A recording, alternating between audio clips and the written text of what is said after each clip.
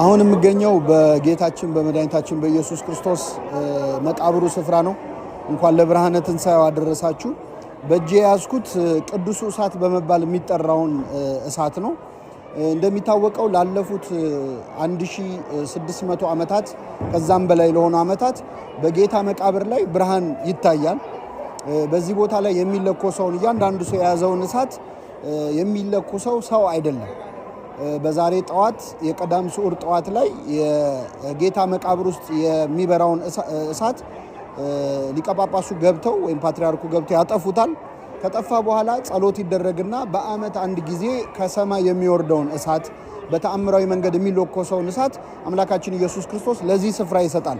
የትንሣኤው ብርሃን ከሚመሰከርበት ማስረጃ ሆኖ ከሚጠቀስ ነገር አንዱ በዚህ ቦታ ላይ የሚወርደው ቅዱስ እሳት ነው።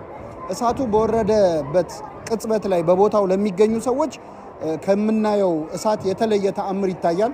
ወደ አረንጓዴ አይነት ቀለም ያለው እሳት ይወርዳል፣ በሰዎች ፊት ላይ ይሄዳል።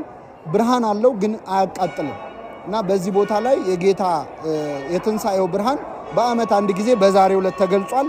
ዛሬም ጠዋት እንግዲህ የምትመለከቱት እሳት ወርዷል ማለት ነው። በጣም የሚገርመው አሁን በእጄ ያዝኩት 33 መብራቶች ነው።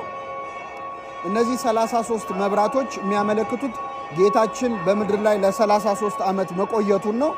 በሚያስደንቅ ሁኔታ ይህ ብርሃን ለ33 ደቂቃ ያህል ወርዶ በሰዎች ፊት ላይ ይሄዳል፣ ይነካቸዋል፣ ነገር ግን አያቃጥልም።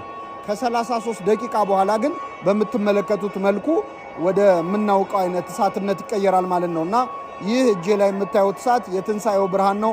አምላካችን የትንሣኤውን ብርሃን ለሁላችን ያብራልን። በነገራችን ላይ አንድ ነገር ልጨምርላችሁ። ለእኛ ለኢትዮጵያውያን ደግሞ የተለየ ታሪክ አለው ይህ እሳት።